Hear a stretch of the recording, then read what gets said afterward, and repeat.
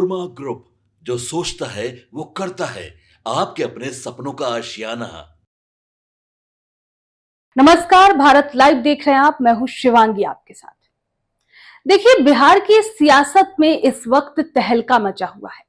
पहले जहां बिहार के चुनावी रण में अब तक एनडीए और महागठबंधन का बोलबाला था, वहीं अब तीसरा फ्रंट भी आ गया है और इसे लीड कर रहे हैं एआईएमआईएम के असदुद्दीन ओवैसी। ये थर्ड फ्रंट अब 200 से ज्यादा सीटों पर ताल ठोकने की तैयारी में है। तेजस्वी यादव की टेंशन बढ़ गई है क्योंकि ये गठबंधन मुस्लिम वोटों का गणित बिगाड़ सकता है। तो चलिए डिटेल में उतरते हैं और देखते हैं कि बिहार में ये सियासी ड्रामा क्या गुल खिला रहा है।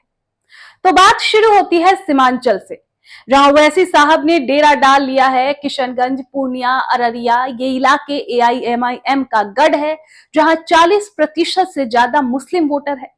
ओवैसी 27 सितंबर तक यहीं रहेंगे, जनसभाएं करेंगे, कार्यकर्ताओं से मिलेंगे और सबसे बड़ी बात, एक तगड़ा थर्ड फ्रंट खड़ा करने की कोशिश करेंगे। देखिए, एआईएमआईएम के नेता सरफराज सिद्दीकी ने खुलासा किया है कि उनकी पार्टी 100 सीटों पर अपने उम्मीदवार उतारेगी और बाकी 100 सीटों पर गठबंधन के साथी दलों के साथ मिलकर लड़ेगी। अब सवाल ये है कि ये गठबंधन कौन कौन होगा। तो सुनिए, तेज प्रताप यादव की लालू राबड़ी मोर्चा, मायावती की बीएसपी और चंद्रशेखर आजाद की आजाद समाज पार्टी से बात चल रही है। अगर ये गठबंधन बन गया तो बिहार में सियासी भूचाल आना तय माना जा रहा है। अब जरा एआईएमआईएम का बिहार में ट्रैक रिकॉर्ड देख लेते हैं। 2015 में पहली बार एआईएमआईएम ने बिहार विधानसभा में कदम रखा, 6 सीटों पर लड़े लेकिन जीत नहीं मिली। फिर भी कोचाधामन में उनके नेता अख्तरुल इमान ने 37,000 वोट झटके, यानी 26% वोट शेयर। 2020 में एआईएमआईएम ने और दम दिखाया, 24 सीट पर लड़े और 5 सीटें जीती, अमौर, बहादुरपुर, बायसी, कोचाधामन और जोकीहाट। लेकिन ट्विस्ट ये है कि 2022 में 4 विधायक आरजेडी में चले गए, सिर्फ अख्तरुल इमान बचे। फिर भी वो वैसी हार नहीं मान रहे। इस बार वो 100 सीटों पर खुद लड़ने की बात कह रहे हैं और 200 से ज्यादा सीटों पर गठबंधन के साथ दमखम दिखाएंगे। अब बात करते हैं बिहार के वोटर गणित की। तो देखिए, बिहार में 17.7% से ज्यादा मुस्लिम आबादी है। 47 सीटें ऐसी है जहां मुस्लिम वोटर गेम चेंजर है। 11 सीटों पर 40 से ज्यादा मुस्लिम है, वहीं 7 सीटों पर 30% से ज्यादा और 29 सीटों पर 20 से 30% के बीच। यानी अगर ओवैसी का गठबंधन इन सीटों पर तगड़ा प्रदर्शन करता है तो महागठबंधन और एनडीए दोनों की बैंड बज सकती है, खासकर तेजस्वी यादव के आरजेडी को, क्योंकि मुस्लिम वोट उनका बड़ा बेस रहा है। लेकिन आरजेडी ने एआईएमआईएम के गठबंधन ऑफर को ठुकरा दिया है। और क्यों, देखिए बताते हैं आप। आरजेडी के प्रवक्ता एजाज अहमद ने साफ कह दिया कि हम विचारधारा के आधार पर गठबंधन करते हैं, वो वैसे सिर्फ धर्मनिरपेक्ष ताकतों को कमजोर करने के लिए मैदान में है। उन्होंने ये भी कहा कि बिहार का अल्पसंख्यक वोटर अब ओवैसी के बहकावे में नहीं आएगा, क्योंकि लालू और तेजस्वी ही उनके सच्चे हितैषी है।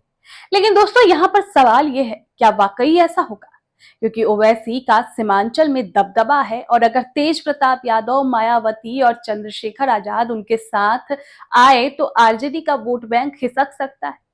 अब आपको बताते हैं कि कुछ एक्सपर्ट इस पर क्या कहते हैं।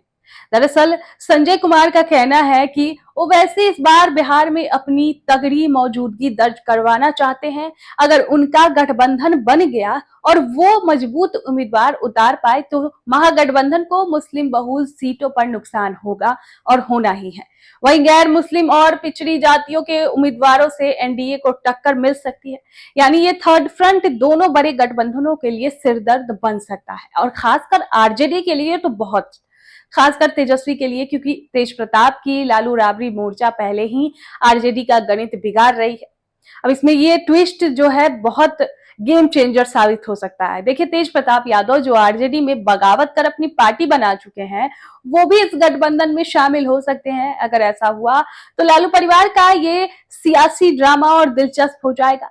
तेज प्रताप पहले ही महुआ और कुछ दूसरी सीटों पर अपने उम्मीदवार उतार चुके हैं। अगर वो ओवैसी के साथ अब हाथ मिलाते हैं तो आरजेडी का वोट शेयर और बिखर सकता है। और हाँ, मायावती और चंद्रशेखर आजाद का साथ भी इस गठबंधन को दलित और ओबीसी वोटरों तक ले जा सकता है। यानी ये थर्ड फ्रंट न सिर्फ मुस्लिम वोट बल्कि दूसरी जातियों के वोट भी काट सकते हैं। तो दोस्तों अब सवाल ये है, क्या ओवैसी का ये थर्ड फ्रंट बिहार में खेला कर पाएगा? क्या तेजस्वी का महागठबंधन इस झटके को झेल पाएगा, या फिर एनडीए इसका फायदा उठाकर बाजी मार लेगा? सीमांचल में ओवैसी का दबदबा, तेज प्रताप की बगावत और मायावती चंद्रशेखर की एंट्री, ये सब मिलाकर बिहार की सियासत में रंग बिरंगा बना रहे हैं। अब जनता का क्या फैसला होगा ये तो आने वाला वक्त बताएगा, लेकिन इतना तो तय है कि बिहार का रन अब और रोमांचक हो गया है। तो ये थी बिहार की सियासत की ताजा अपडेट।